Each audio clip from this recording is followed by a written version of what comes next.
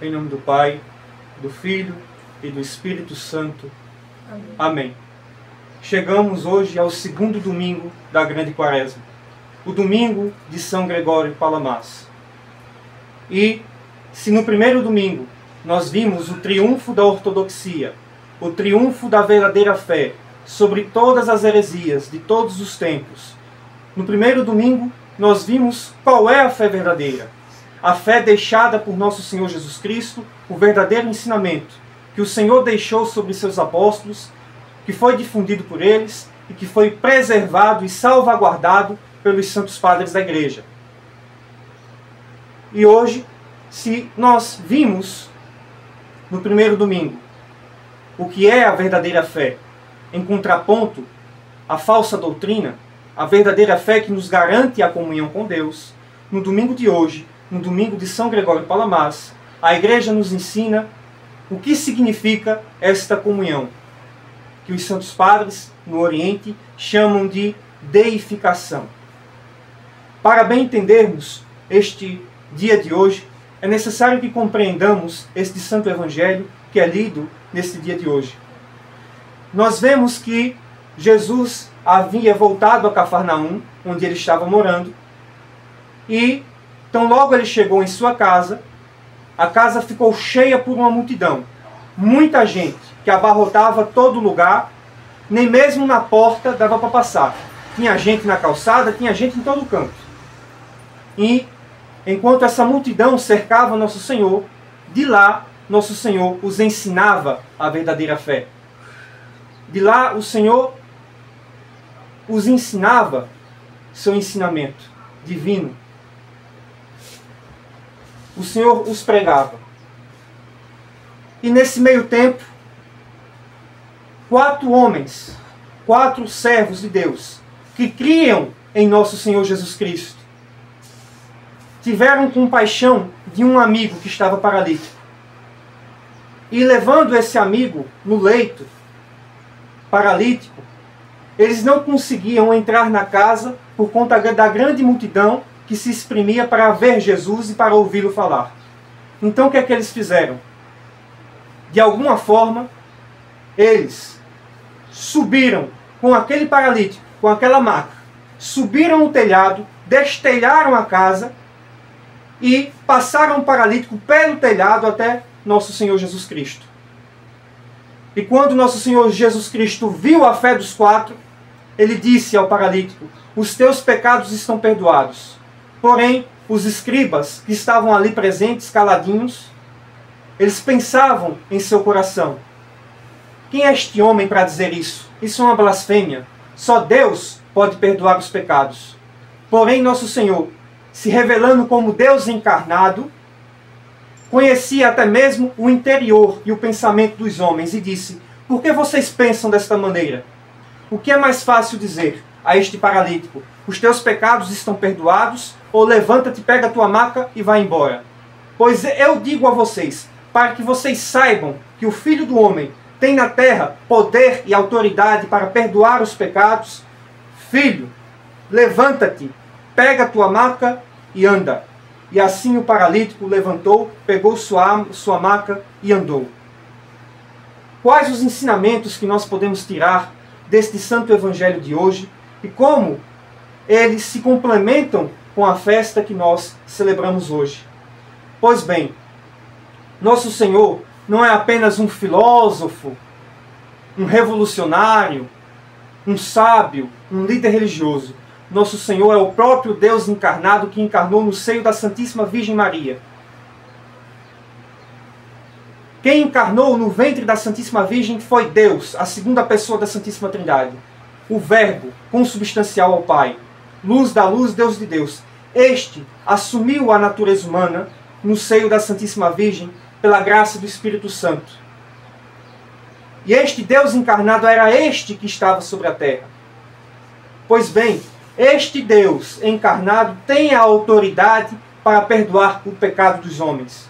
Por isso nosso Senhor diz: ao mesmo tempo em que revela o interior, o coração, o oculto dos pensamentos dos homens, manifestando a sua divindade, ele também manifesta a sua humanidade quando diz: Filho do homem, quando diz de si mesmo, Filho do Homem, contrapondo aqueles hereges, uns que dizem que negam a divindade de Cristo e outros que negam a sua humanidade. O Senhor é verdadeiro Deus, Deus verdadeiro, uma só pessoa, que é ao mesmo tempo Deus e homem. E este Deus encarnado tem a autoridade para perdoar os pecados. É interessante que, vendo a fé dos 4 homens que trouxeram aquele paralítico, que na verdade queriam que Jesus curasse aquela paralisia, antes de curá-lo, nosso Senhor disse: teus pecados estão perdoados. E isso nos mostra que a raiz de todas as doenças, a raiz de todos os males é o pecado, a desobediência. Muitos dizem: se Deus é bom, por que existe o mal? Mas se nós somos cristãos, se nós cremos verdadeiramente em Deus, no seu Santo Evangelho, na Sagrada Escritura, nós sabemos que Deus não criou o mal. O mal é uma consequência do pecado. É uma consequência da queda de Adão.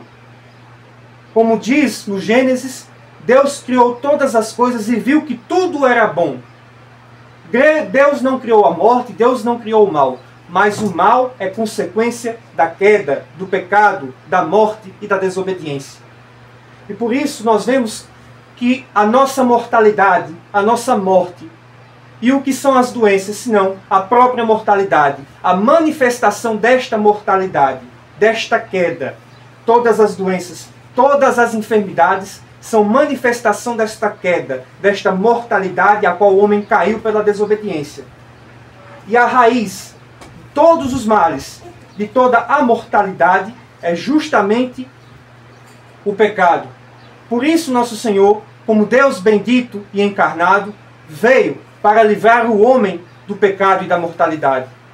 Por isso que a primeira coisa que nosso Senhor faz, antes de curar a paralisia do paralítico, é curar a sua alma dos seus pecados. Isso é um grande exemplo para nós. Quantos de nós, muitas vezes enfermos, queremos a cura sobre as nossas enfermidades, mas nós continuamos com um coração cheio de pecados, cheio de vícios. Nós continuamos com a vida cheia de paixões. Nós continuamos com rancor pelas pessoas. Nós continuamos com inveja, com ira, com impureza sexual. Nós continuamos com todo tipo de vícios e pecados que agem como um guarda-chuva, como uma capa, que impede que a graça de Deus seja eficaz em nós. Se nós queremos a cura das nossas almas, devemos purificar-nos das paixões. Aqui, algo interessante, algo que nós já falamos tantas e tantas vezes. Esta autoridade de nosso Senhor Jesus Cristo para perdoar os pecados, o Senhor passou à sua igreja. O Senhor passou aos seus santos apóstolos quando ele disse: assim como o Pai me enviou, eu vos envio a vós. Quem vos rejeita, a mim rejeita. Quem vos recebe, a mim recebe. O pecado de quem vocês perdoarem serão perdoados, os pecados que retiverem serão retidos. No final do Evangelho de João, nós vemos que a autoridade de nosso Senhor foi passada aos santos apóstolos para perdoar os pecados e para ministrar a graça de Deus e os santos mistérios. Por isso, os santos padres, por isso os bispos da igreja, por isso os sacerdotes têm esta graça como sucessores e participantes do sacerdócio de Cristo, de ministrar os santos mistérios, o batismo, a Santa Eucaristia e também o perdão dos pecados através da confissão. Quando o fiel, pelo arrependimento, confessa seus pecados diante do sacerdote, Deus perdoa os pecados daquele que confessa. Não é a pessoa do sacerdote em si que perdoa, pois o sacerdote nenhum poder tem. Porém, o sacerdote, como membro do sacerdócio de Cristo, como instrumento de Cristo, através dele, da graça da ordem, o sacerdote absolve, não o sacerdote, mas o próprio Deus, através do sacerdote, absolve os pecados dos fiéis e de todo o povo, inclusive dos próprios sacerdotes que se confessam uns para com os outros. Esta graça, esta autoridade, vem do próprio Senhor Jesus Cristo, contrariando as heresias de hoje em dia que ficam questionando: ah, só Deus tem autoridade para perdoar pecados. Eu me confesso diretamente com Deus. Porém, nós vemos que o próprio Cristo dá a sua autoridade aos seus sacerdotes, pois o arrependimento e o perdão dos pecados não é algo jurídico, mas também é uma terapia, onde o sacerdote, como médico e como psicólogo, ajuda o penitente não somente a livrar-se do pecado e da culpa, mas também a lutar contra esses vícios. Pois bem, entendendo este Santo Evangelho, passamos agora à grande festa de hoje, a festa de São Gregório Palamas, a festa sobre o que significa ter comunhão com Deus. São Gregório Palamas, de Tessalônica, teve que defender a fé ortodoxa contra um herege escolástico, Barlaão, um dos precursores do escolasticismo, que veio do Ocidente e, encontrando os monges do Oriente, começou a pregar contra eles, pregar contra a fé de uma vez por todas entregue aos santos. O que significa deificação? São Pedro, em sua epístola, nos fala de nos tornarmos participantes da natureza divina. Santo Atanásio o Grande, no século IV, grande padre dos concílios ecumênicos, nos diz que Deus se tornou homem para que nós nos tornamos Deus, ou seja, participantes da natureza divina. Assim como se ensinou São Basílio, São Máximo e todos os santos padres, nos ensinam sobre a deificação, a santificação do homem, que é a união plena com Deus. O que significa essa união? O que significa? A salvação na Igreja Ortodoxa, diferente das heresias, diferente das instituições religiosas do Ocidente, onde a salvação se resume a um legalismo jurídico, onde, eu sou pecador, eu sou mau, eu mereço o inferno, mas Cristo morreu na cruz, pagou os meus pecados e eu estou salvo pelo sangue de Cristo. E nisso se resume, em poucas palavras, a salvação que é pregada no Ocidente. Onde Cristo morreu no meu lugar, perdoou os meus pecados, agora sou salvo. Amém. Isso é uma compreensão muito rasa da verdadeira fé. Da fé dos santos padres, dos santos apóstolos. Isto é raso, superficial. Isto não é nem o começo do que significa salvação. Pois salvação não é apenas ser perdoados pelos pecados, ser redimido.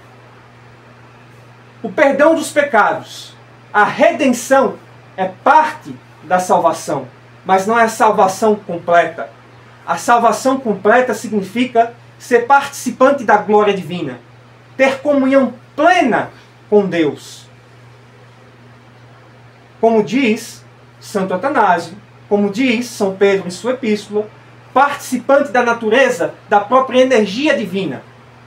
Não somos apenas perdoados, não somos apenas justificados. Muito mais do que isso, nós somos chamados para sermos semelhantes a Deus. E como semelhantes a Deus, vivermos em união com Deus, como parte da sua glória, como parte da sua natureza divina, pela graça.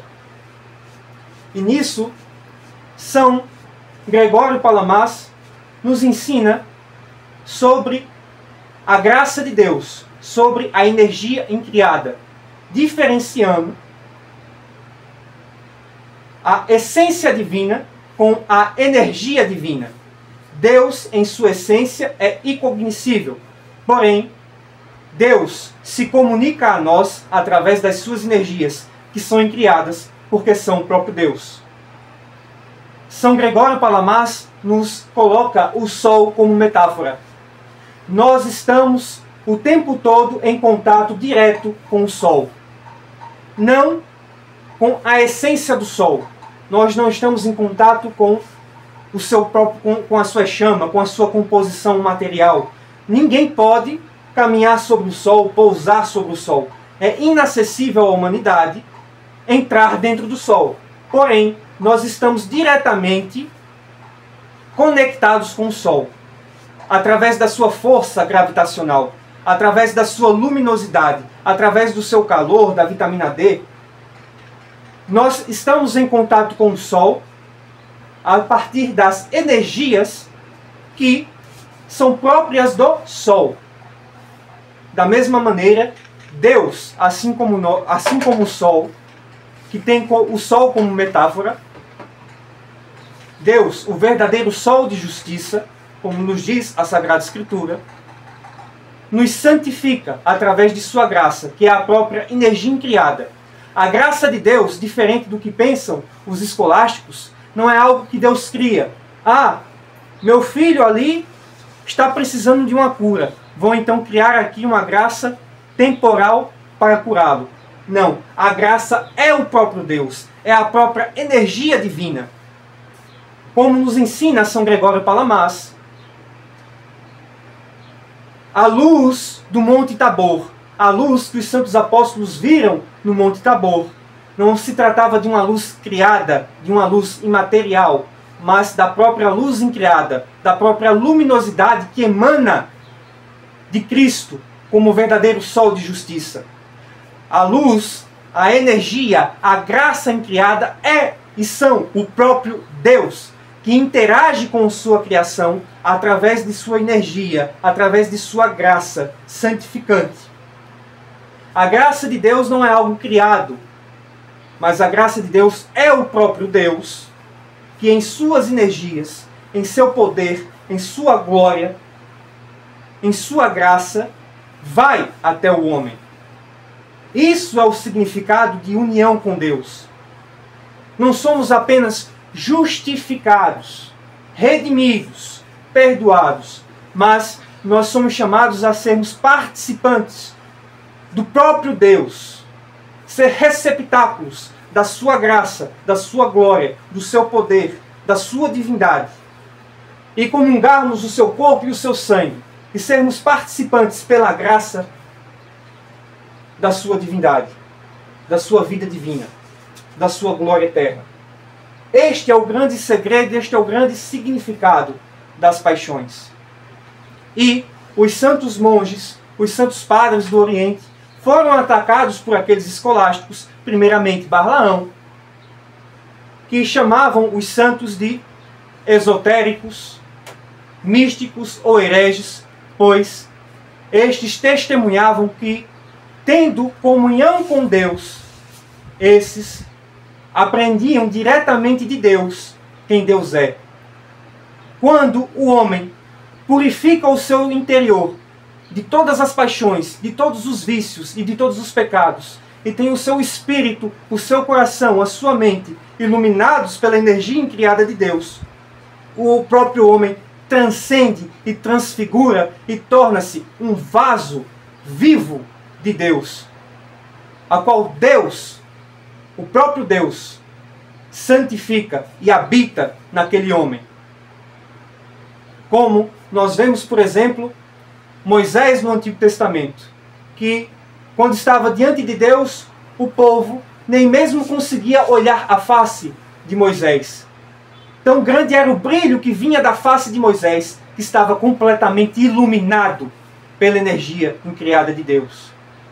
Da mesma maneira, nós vemos esse testemunho na vida dos santos. E nós vimos esse testemunho de maneira muito especial nos concílios ecumênicos na igreja, em especial, por exemplo, no primeiro concílio de Niceia, dentro da controvérsia dos arianos. Existia um grande bispo da igreja que pôs fim à discussão no concílio, Santo Espiridão de Trímitos, um homem que era analfabeto, que não sabia ler e escrever, mas era bispo da igreja, e que era um homem santo, que era um homem banhado pela graça de Deus. Quando Santo Espiridão estava a caminho de Niceia, os arianos, querendo impedir que ele chegasse ao concílio, enquanto ele dormia com o seu diácono e mais algumas pessoas que o acompanhavam, enquanto estavam lá na hospedaria dormindo, os arianos cortaram a cabeça dos seus cavalos e De manhã, logo apavorou-se o diácono e aqueles que acompanhavam o bispo, e apavorados viram aquela miséria, aquilo que tinham feito com os pobres animais. Porém, Santo Espiridão disse, sem nenhum problema, coloque de volta a cabeça dos cavalos e sigamos viagem. E o diácono, naquele momento, tão nervoso, acabou colocando a cabeça do cavalo branco no cavalo preto e a cabeça do cavalo preto no cavalo branco. E ambos chegaram assim em Niceia, em uma carruagem onde tinha um cavalo branco de cabeça preta e um cavalo preto de cabeça branca. Desta forma, testemunhando a graça de Deus que habitava naquele homem. E Santo Espiridão de Trínmitos, sendo iletrado, quando quis falar no concílio, enquanto os arianos estavam filosoficamente, de maneira escolástica, defendendo a sua heresia, e como a maioria dos padres eram iletrados ali, tinham um conhecimento que vinha da tradição e do próprio Deus, que vinha dos apóstolos, mas eram iletrados. Ali, Santo Atanásio o Grande era o grande debatedor, naquela época, como diácono, contra os arianos. Porém, São Espiridão de Trínmitos quis falar, e até que seu diácono o puxando, e os outros bispos dizendo, não, não fala, deixa que Atanásio fala, deixa que outros bispos mais eloquentes falem. Santo Espiridão, um bispo humilde, de vestes simples, iletrado, analfabeto, quis falar de todo jeito, foi lá, diante de todos, pegou um pequeno tijolinho que estava dentro das suas vestes e professou aquela primeira parte do credo que nós rezamos do credo niceno. Um só Deus, Pai, Criador de todas as coisas visíveis e invisíveis, um só Senhor Jesus Cristo, consubstancial ao Pai, aquele credo que todos nós conhecemos.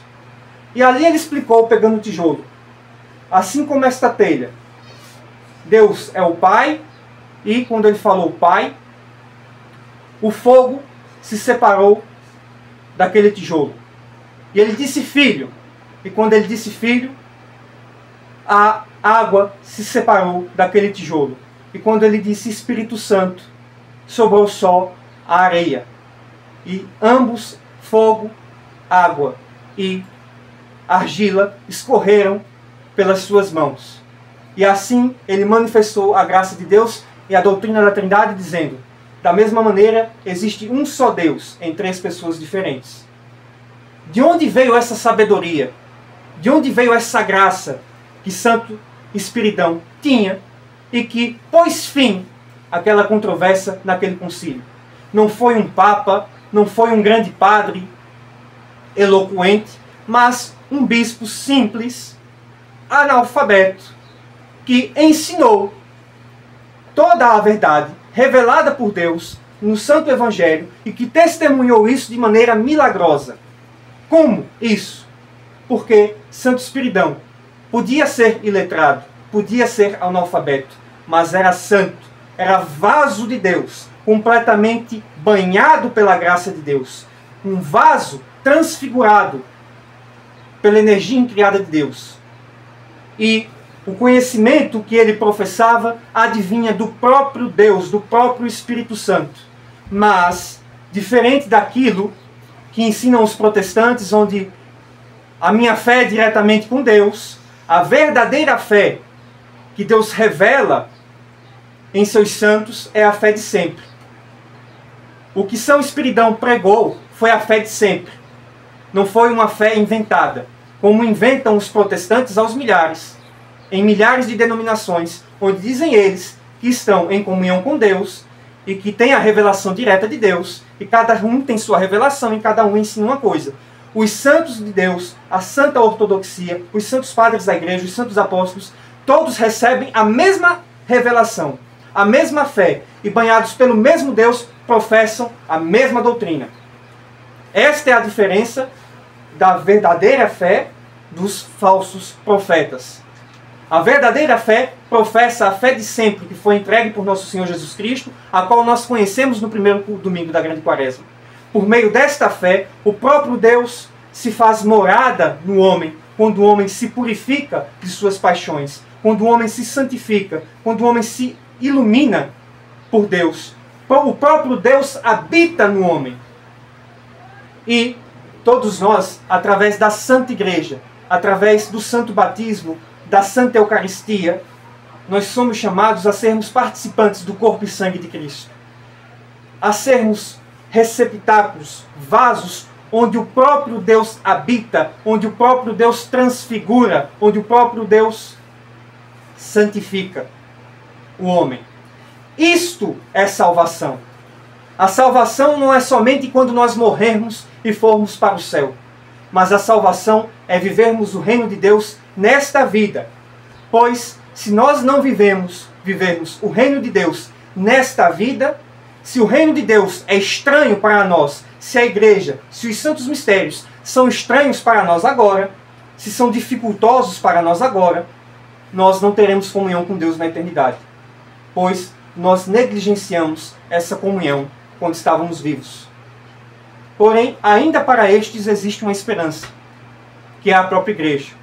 Aqueles 4 amigos que levam o paralítico até Cristo podem simbolizar os santos apóstolos, em especial os 4 evangelistas que levam um homem paralítico diante de Cristo. Também o nosso santo anjo da guarda, a Mãe de Deus, o nosso santo onomástico, o nosso Pai espiritual, todos aqueles que intercedem por nós diante de Deus. Até mesmo quando nós morremos, quando nossa alma deixa o corpo, é através da oração daqueles que estão vivos, da santa hierarquia da igreja, dos familiares, daqueles que amaram aquele ente querido. É através desta oração que aqueles que não viveram em comunhão com Deus podem alcançar a comunhão com Deus, através desta intercessão. O paralítico não podia fazer nada por si mesmo. E nós também, depois da morte, se nós vivemos uma vida paralisados, também, após a nossa morte, nós teremos a nossa alma paralisada e distante de Deus, somente através daqueles 4 intercessores, ou seja, de todos aqueles que intercedem por nossa alma, dos padres, dos pais espirituais, dos santos, dos nossos familiares, daqueles que rezam por nós, através dessas orações e vendo essas orações e essas intercessões, é que Cristo pode retirar a paralisia daquela alma e colocá-la na comunhão com Deus após a morte. Vendo a fé dos outros, como disse nosso Senhor, como nos diz esse Santo Evangelho. Porém, nós não devemos esperar a nossa morte. Nós não devemos esperar que outros rezem por nós depois que nós morramos. Claro, que Deus conceda que muitos rezem por nossa salvação após adormecermos no Senhor.